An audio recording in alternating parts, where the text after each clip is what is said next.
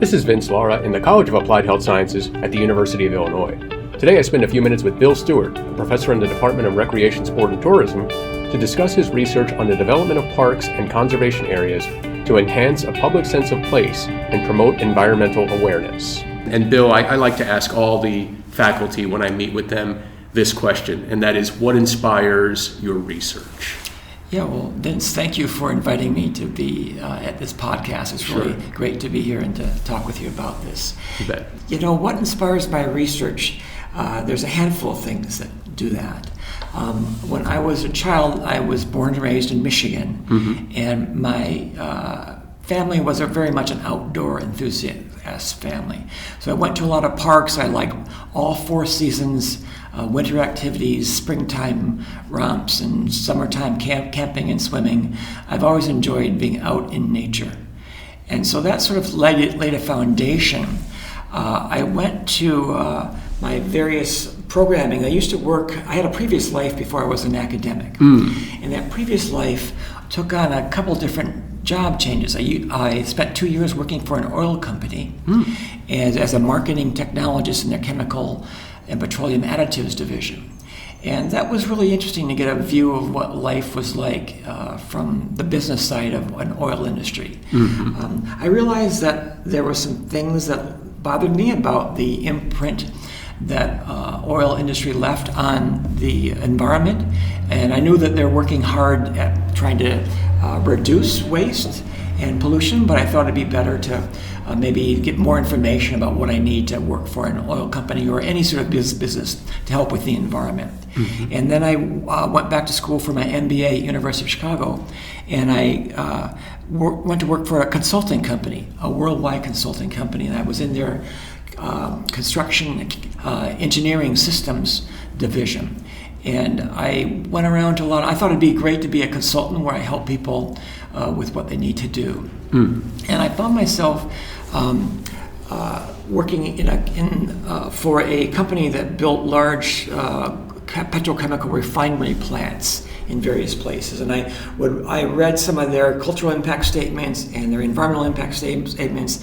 I thought to myself that there's so much more to valuing nature than simply how many natives to move from one place to another, or how flat they need to make the earth to put the cement slab on to make a refinery. And so I went back to school at University of Arizona in their School of Natural Resources for another master's and a PhD, looking at ways, largely at forestry and watershed management, but I cared not so much about technical aspects of that, but I cared about how communities and individuals relate to development of natural resources. And that sort of led me on this journey that I've been doing now for, 35 years or more, where I really like to understand what other people think about nature, about why they value the places that they do, what some of their meanings are, and in appreciative ways in which they connect with the natural environment. Now, you got your undergrad at Illinois, correct? Yeah, I came here for my undergraduate. I was in chemistry here. Okay. And I loved learning about chemistry. It was just a fabulous undergraduate experience for me. And so it's sort of neat to come back to my alma mater to teach and do research. What led you to academia? Because you had this, like you said, you had this career before teaching. So what was the path here? Yeah, good question, Vince. I can tell you're good at this. You know, what led me to an academic was that I've always liked reading and writing. And I came to find out during my let's say my previous life, that I liked reading and writing what I want to read and write about. And I thought that an academic, although I clearly have some large public values that I work under at University of Illinois, I care about community well-being, public health, sustainability. Those are large questions that sort of drive my research. But I could choose ways in which I implement those strategies through my teaching and scholarship. And I found the life of an academic to be one where I could be very productive, and I could sort of blur the lines between my work and my, let's just say, non-work time. I really like doing what I do. And one of the interesting things is when people ask me if I'm going to work this weekend, friends of mine in the community, I have to pause a bit because I've always, I guess, worked on the weekend. I just like to read and write about things that I care about in my teaching and research. Interesting. So your research involves conservation planning. Can you talk a little bit about that? Yeah. Conservation planning is a really huge concept. My window into conservation planning has to do with bringing in stakeholders. Stakeholders are those people who are affected by or can affect environmental decision making, often of a public nature, like building a park or developing a wetland, restoring a prairie. Those would be examples of environmental park development projects. For me, conservation planning is about working with communities to, at least in the Midwest here, to look at this corn or bean field on the outskirts of town that's going to be a new development and ask themselves to imagine what would that be like as a park. So they see it as a current cornfield, and they were wondering how to imagine what they need to be when they make that into some subdivisions and divide that up. And to some extent, it's about land use planning, but to another extent, it's also about adding value to people's lives. Each town has their unique heritage and their sense of identity on a landscape. And it's fun to work with communities to understand what their own sense of history is about. And often, parks tend to be emblematic of those kinds of values that people have had historically in any given area, their relationship with the locale. For example, I think of Urbana and Champaign. They're supposedly twin cities in ways that were clearly fraternal twins. You've got Urbana, whose parks are largely natural areas. They have this relationship with nature that says nature should be restored and sort of untouched by humans, that the best kind of nature, the idealized park, is an environment where people are there to visit and we've restored sort of a pristine nature to some extent. Champaign parks are very different. Champaign parks have more of a, I'm going to say, a progressive narrative of humans and nature, where humans play a role of gardening, and they make them beautiful, and they're meant for places for people to walk and have activities. So although they still have some very similar amenities, Urbana Park District has more natural areas. Champaign Park District has more cultural areas, and they're very different views of what each town is like. Interesting. Are we getting better at quantifying what a park means to an area? About what a park, whether it's economically or in non-tangible ways? Are we getting better about understanding what green space means? Yeah, that's a great question there. I think of the notion of what does any sort of environment mean as being one of place. The concept of place and placemaking really underscores a lot of my research. A sense of place is a uniqueness of a meaning that people feel is attachment to an environment. And there's sense of place at a personal level where you might think about your grandmother's pasture and the personal relationship you have with that pasture, or your grandmother's backyard. When I think of a community sense of place, is there something collective about that community that makes its relationship with its local environments unique to that locale?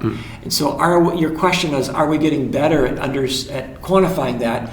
Just a step back from that, I'd like to think we're getting better at understanding those relationships. Those relationships comes in many kinds.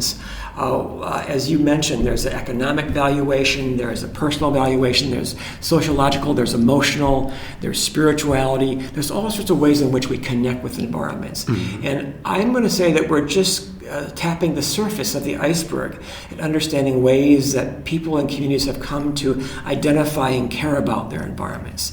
And that kind of research is urgently needed. We've got, at least when I was first born back in 1955, I'm dating myself here, there was 2.5 billion people on the earth. Right now, I think we've got 7.5 billion people on the earth. So in my lifetime alone, I'm 65 this year, the Earth's population has tripled. And in that that time period, I've never noticed any one year an increase in people, but across my lifespan, I've noticed there is coming to be a scarcity of wildlands, of open space, of wetlands, of spots that you could go out and enjoy nature. Mm-hmm. And so I think that the more information we have about how people connect with an environment, I think the better off we'll be as a society, because we need to know that those empty spaces, supposedly, that really are out of production, in fact, are really valuable to people. Mm. Now, you direct the Park and Environmental Behavior Research Lab. And as a researcher, you always have projects going on. Are there any that you have going on currently that you're you're excited about all of them, I'm sure, but are there any that you want to talk about that are top of mind for you? Yeah, you're right on that. I've got the neatest group of graduate students and research projects that I'm currently doing. And they've added a lot of value to my life and my students' lives. I guess there's two that I come to mind. Mm-hmm. One has to do with an evaluation of the Chicago's large lot program. Mm-hmm. As you may know, there's an urban vacancy problem across most of the world's cities, and it's particularly acute in the northern tier of this country, through the Rust Belt, I'm going to say, where people have moved out of the city and urban areas for various reasons. Often they abandon their house, and they abandon their house. At times, the city will come in and fold the house into its foundation, or just haul it off. And so this left with what was once a thriving neighborhood in an urban area has become a lot of empty lots there. Just to give you some examples of this, Philadelphia has about 40,000 vacant lots. Buffalo has about 15 vacant lots. Cleveland about 25,000. Detroit has 125,000 vacant lots, to the tune of 25 square miles in Detroit. Chicago has about 35,000 vacant lots. And I will say that these vacant lots are not evenly distributed around the city. They happen only in certain neighborhoods. And what Chicago has done, which is very innovative and quite bold, they developed this Green Healthy Neighborhood Plan in 2012. And a cornerstone of that plan was to sell off these vacant lots to someone that owned property on the block for $1. And so for $1, if you own property on the block, you could purchase, let's say, the vacant lot next to you and do whatever you wanted to with it. And so I'm evaluating the social and environmental impacts of that large lot policy. And it's good news. We found that it connects people to their sense of place. It connects people to their neighbors, which their neighbors help them further garden their spot, or they help to pick up debris. They've come to know their neighbors in a tighter fashion that creates this sense of place that was much stronger than what it used to be. Where the lots used to have a past, because it was people would look out on the block and say, wow, that's where so-and-so used to live, that's where this other family used to live, and now they see empty lots. So it sort of was a lot with the past and not a future. Now with this large lot policy, these lots have been bought up, now have a future for them. And so these neighborhoods, the people that stayed behind, they cared deeply about their neighborhoods. They stayed behind not because they're desperate, but because of family or community reasons. They decided to stay and slug it out through the hard times. And now they're finally getting rewarded. If they own property, they can, if they want to, purchase that lot and create a new vision of what that block could be by repurposing a once vacant lot. Now, you're obviously excited about the large lot research that you're doing. Yeah. Is there other research, and I like to call these moonshot projects because they're kind of off into the distance. They might not be attainable currently, but are there things that, given the resources and the time and the amount of graduate research assistance you need, that you think about, that you you write down, you scribble on a piece of paper maybe at 3 a.m, and you're like, oh, I wish I had the time to do this? Yeah, that's a really good question. So I should step back just a minute and say that my research all revolves around a concept called placemaking, where people, families, communities, individuals, they aspire to make their place something different and better than what it currently is. And that's where the Large Lot Project comes in. It's about placemaking in an urban environment. I guess I would continue on that line as long as we're talking about the Large Lot Project. There is another Moonshot project that deals with more of an urban ecological nature, where I really have partnered with my colleagues Karina Van Riper in Department of Natural Resources and Environmental Sciences, Paul Gobster, who's a landscape architect with the Forest Service. We've partnered on that, and Alessandro Regalone, who's a planner now with the University of Utah. That's the Large Lot team. There's another forthcoming possibility, and I hope we get the invitation through the National Science Foundation to invite us to submit a full-blown proposal for what's called a LEADER project, or long-term ecological change for urban areas. And that's largely working with ecologists out of Chicago. They're based in various universities up there, and they're looking for ways to couple social issues along with ecological issues. No longer can we study the ecology of a system and not be concerned about, well, let's include people in this ecological understanding.